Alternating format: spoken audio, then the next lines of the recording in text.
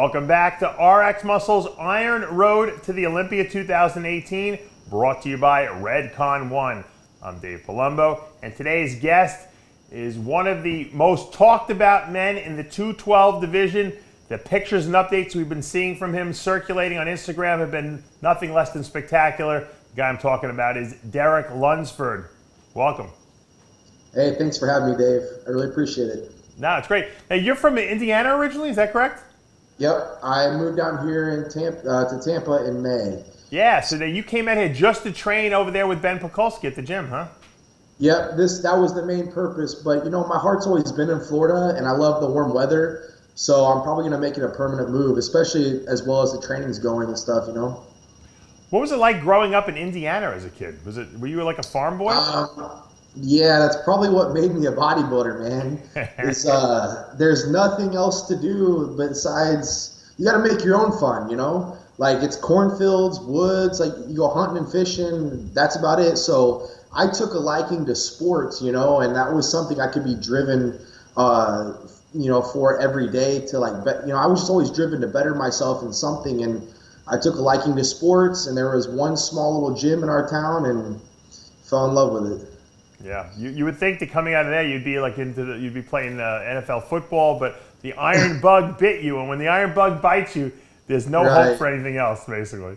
Yeah, I was a wrestler. I went to college as a small 141-pound wrestler. My coach said. Wow. I should have been a 133.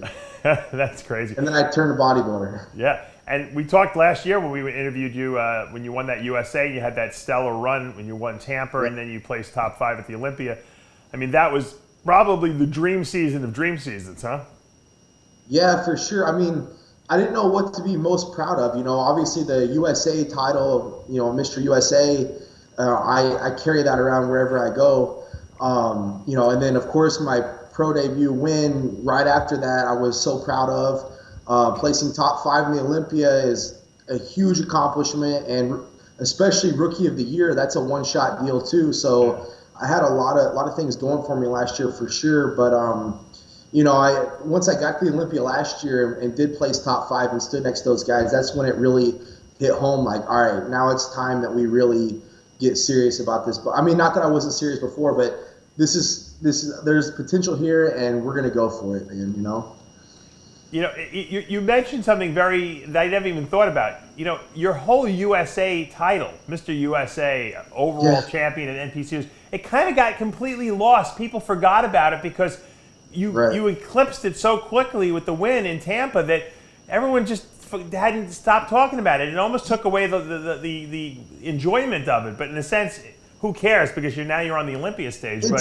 It's so funny that you say that, because in the bodybuilding world, that got forgotten about. Well, sort of. I mean, still people say, oh, Mr. USA, you know, it's my Instagram name and everything.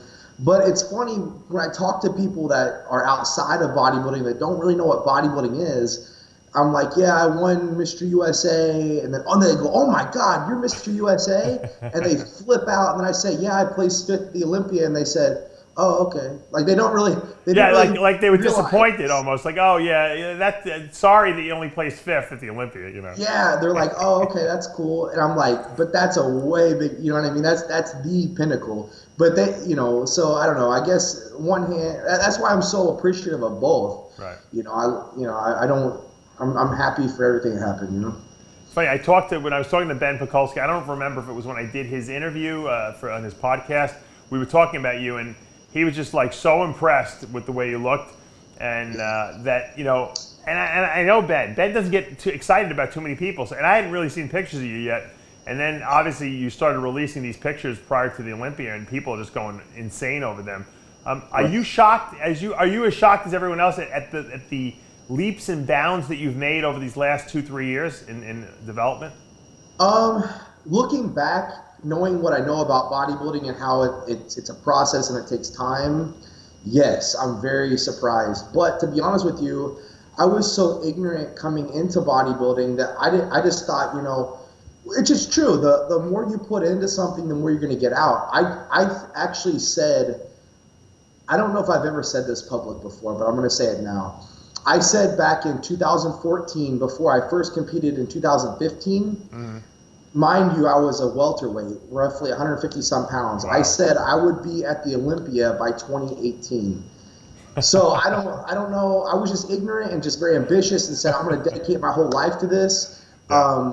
But looking back, I'm like, whoa, like that much muscle, that quick. I don't know. Like it just 365 days a year, 24/7. I'm a bodybuilder. You know, I never stop, never. That's just who I am. That's my lifestyle, man. You know? I love it. So. What do you weigh now? Right now, today my weight dropped big time. I've been hanging around 220, 219 was my lowest. This morning I got down to 216, so we're feeding up for tomorrow's leg workout. The pictures that we saw on your that have been released recently, some of these crazy back shots and everything like that. What were you weighing in those pictures? Like 220-ish, 222. But a lot of those are, well, it depends. Most of those are after training, so I'll be weighing probably 225. Right. Now, the reason I ask you that and I'm setting you up is because the Olympia obviously is going to take place in a couple of weeks, and then you're going to go back to training and growing again like you did this past year. And with the amount of gains that you've been making over the last couple of years, I can't see you making the 212 class next year. I mean, would this be something you'd hold yourself back for, or would you allow your body to grow and go into that open class? Absolutely not. I'm not going to hold myself back from progressing. I think people like seeing my progress more than anything. Mm-hmm. Now, here's the thing, Dave, is that there's a great opportunity for me in the 212 division. I know this, or I believe it anyway.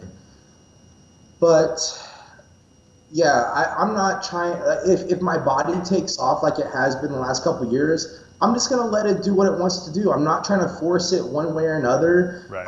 You know, we're not pushing hard in the off season or anything. We're just like, I'm just eat, sleep, train, eat, sleep, train, eat, sleep, train.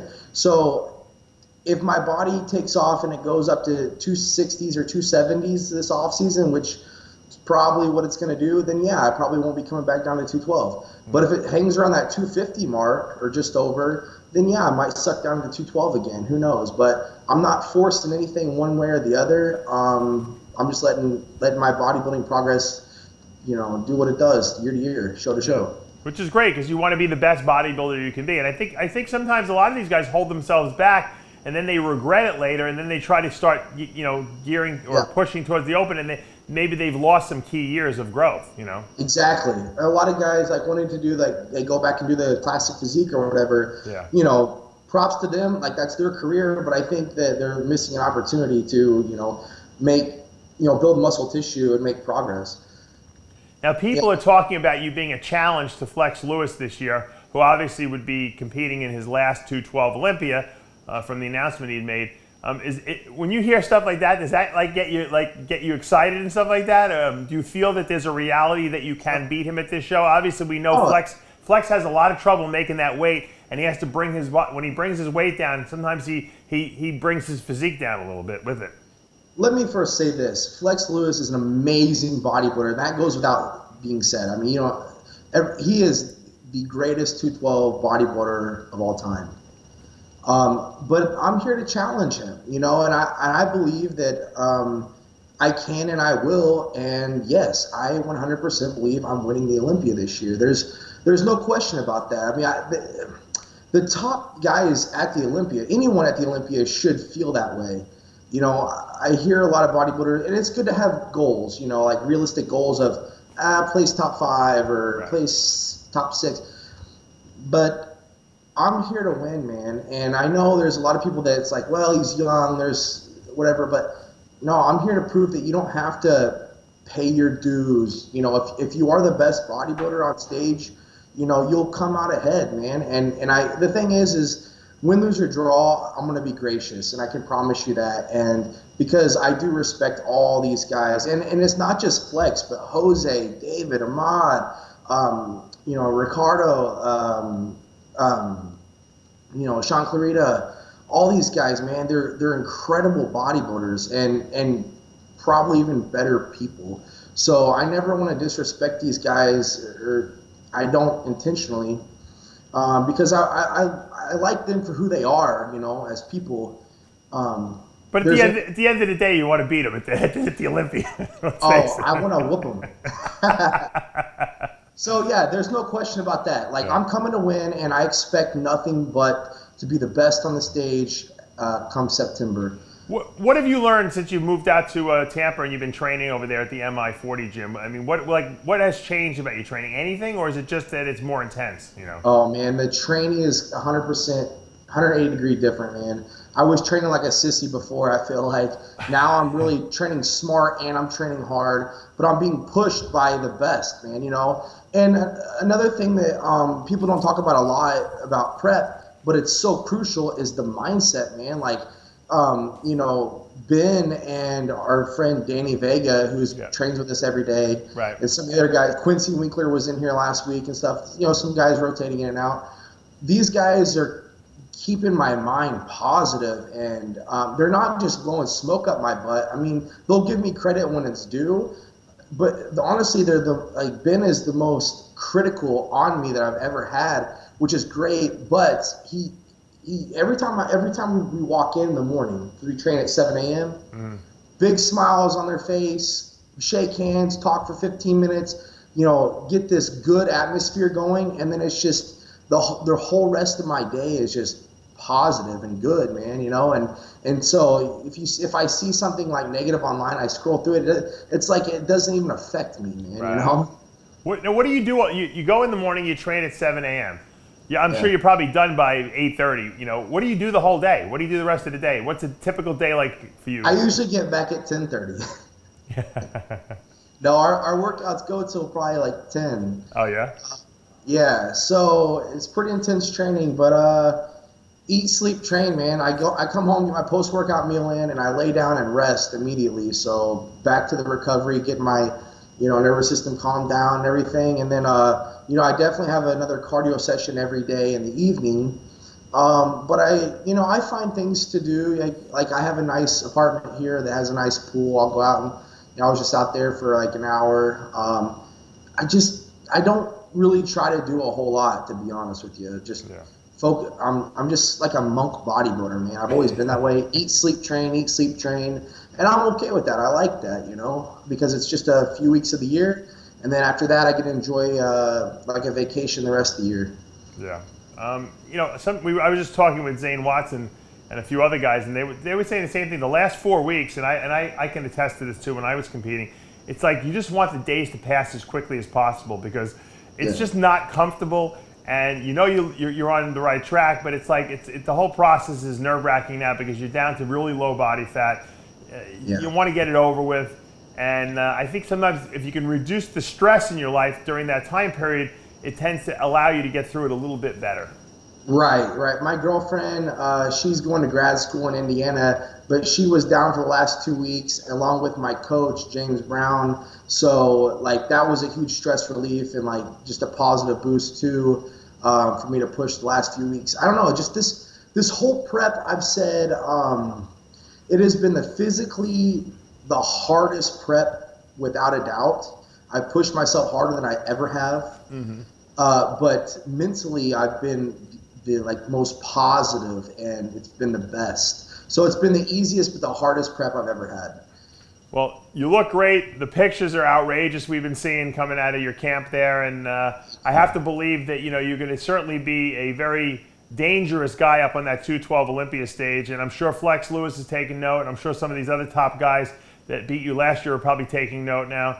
And, you're adding a level of excitement to the 212 division that maybe just wasn't there yet last year. Listen, man, I love that, and I believe that, but here's the deal, man.